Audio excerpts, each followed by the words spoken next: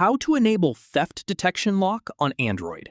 This tutorial shows you how to turn it on so your device automatically locks if it detects suspicious movement. First, open the Settings app on your Android device. From there, scroll down and tap Security and Privacy. After that, tap Lost Device Protection. At this point, tap Theft Protection. From here, tap Theft Detection Lock. Following this, tap Turn On to enable it. After that, your device will now use machine learning to detect motions associated with theft, like a sudden snatch, and will instantly lock the screen to stop anyone from accessing your data.